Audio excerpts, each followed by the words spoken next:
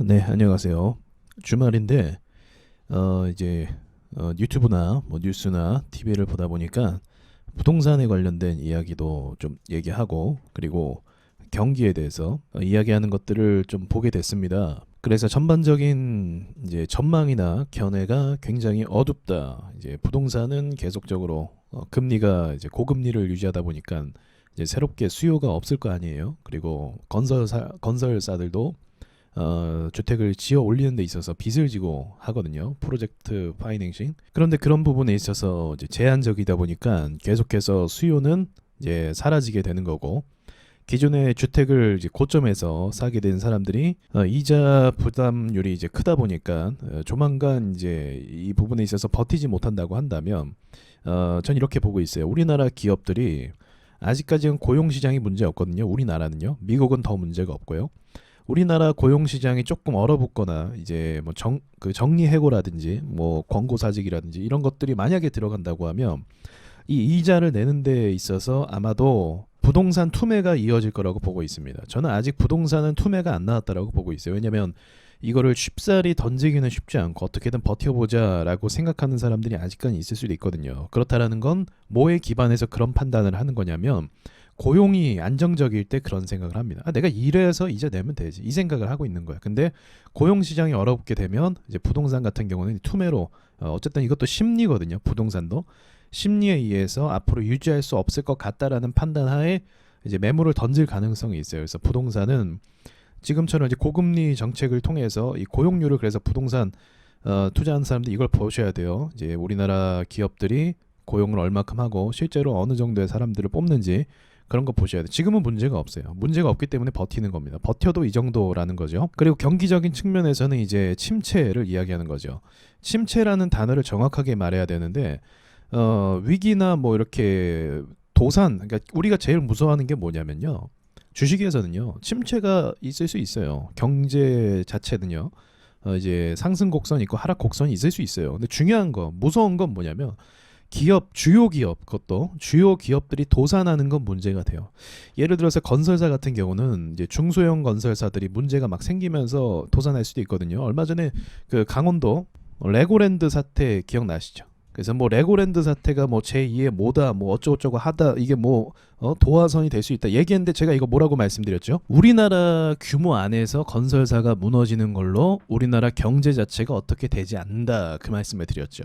이거 언론에서 뭐라고 했습니까?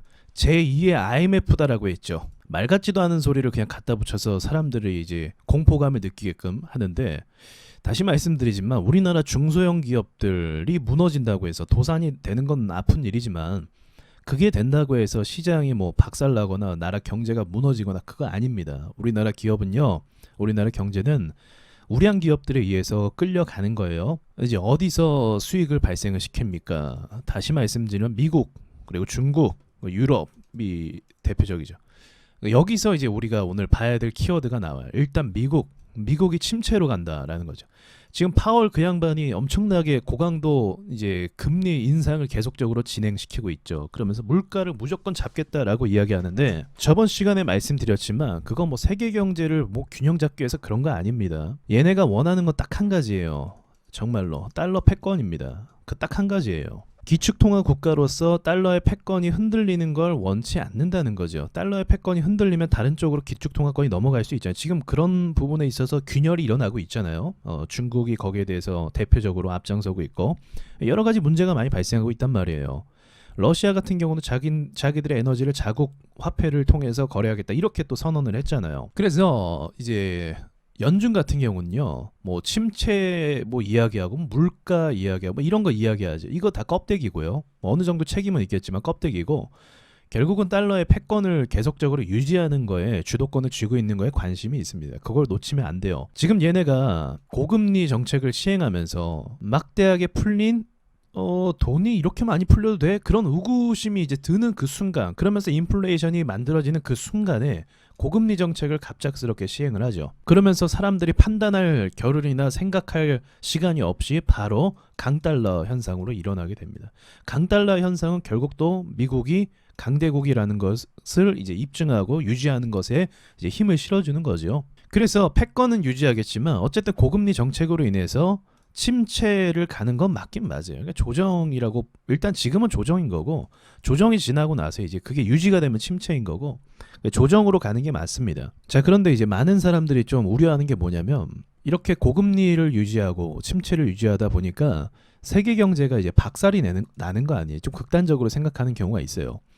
제가 이것만 말씀을 드릴게요. 이제 세계 경제가 이제 위기가 닥치면서 주가가 진짜로 막 초박살 나는 그런 상황 있지 않습니까?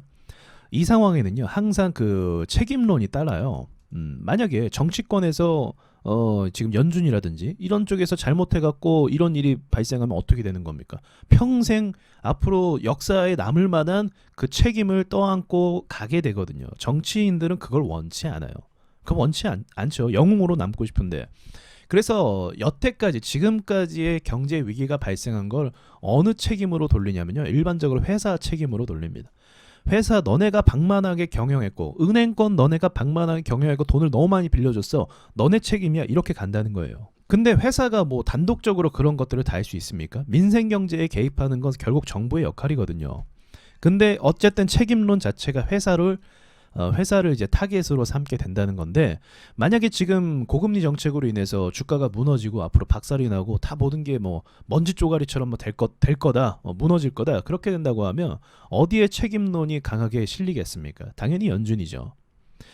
제가 봤을 때 제 견해예요. 제가 봤을 때 지금까지의 사례를 보자고 하면 일본도 그랬었고 미국 2008년 서브프라임 사태 때도 그랬었고 우리나라 IMF 때도 보시면 기업들의 문제를 삼고 있죠.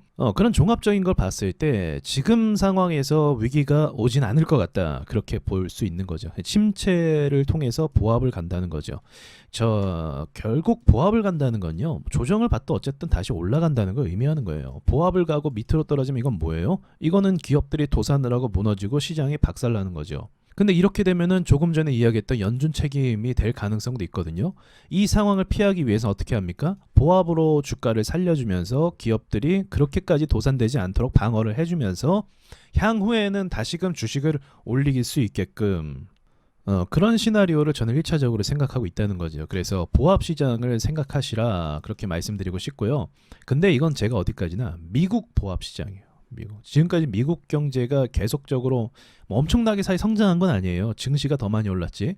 증시가 계속적으로 상승을 했거든요. 여기서 보합가도 이상하지 않죠. 당연히 가야 되는 거. 과거에 오일쇼크 사태 때도 미국이 고금리를 올렸을 때 미국 시장이 박살나거나 무너지거나 패권을 뺏긴 게 아니에요. 예, 그랬던 게 아니고 이제 시장이 보합으로 갔습니다. 중간에 떨어지기도 했고 또 한번 오일쇼크가 2차까지 있었잖아요. 떨어지기도 했고 다시 올라오기도 했고 뭐 이런 식으로 했습니다. 결국 시간이 지나서는 뭐가 중요한 거죠? 주도권을 다시 가져왔어요. 그래서 제 생각에 미국 시장에 보합을 가면 다른 나라의 어떤 주도권이 생길 것 같아요. 그럼 대표적으로는 우린 중국을 좀 생각해 볼 수가 있겠죠. 중국이 안 그래도 산유국들과의 관계가 좋아요. 이란과의 관계도 좋고 에너지 국가의 관계가 좋은 거예요. 러시아와의 교류도 있고 그리고 또 한 가지 약간 위협적인 건데 중국이 핵미사일을 엄청나게 소형 핵탄두 미사일인가요? 그걸 엄청나게 지금부터 만들고 이제 공급을 받겠다 그렇게 얘기를 했거든요. 이게 안보 측에서도 중국이 이제 미국을 따라가려고 하는 거죠. 지금은 상대도 안 되거든요. 그래서 이제 앞으로 우리가 좀 유심히 봐야 될 부분이 무엇이냐면 바로 중국입니다. 중국이 최근까지 부동산 문제가 좀 심각해서 저도 이 부분이 좀 경기의 대상 1순위긴 했어요. 이거는 제가 수년 전부터 사실 가끔씩 이야기했어요. 중국은 부동산 때문에 리스크가 크다.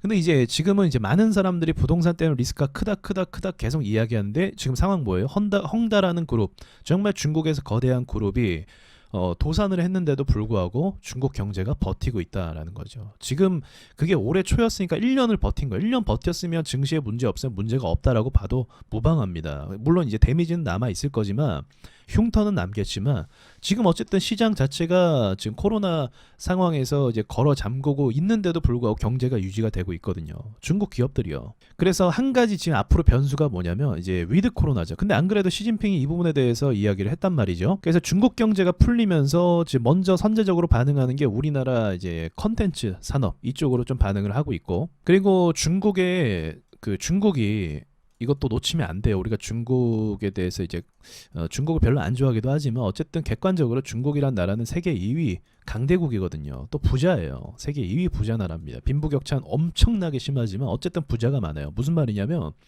이 중국의 이제 큰 손들이 다시금 개입하는 그 시점이 오게 되면요, 세계 경제가 좀 원활하게 돌아갈 가능성이 없지 않아 있다는 거죠. 지금 미국 경제도 침체를 이야기하면서 얼마 전까지 이제 트럼프가 정권을 잡고 있을 당시까지만 해도요, 트럼프의 그 영향력이 굉장히 컸어요. 그리고 미국 경제가 트럼프가 기업들을 엄청나게 밀어줘서 미국의 고용률이 지금 수준으로 낮춰진 거예요. 트럼프가 그걸 굉장히 잘했거든요.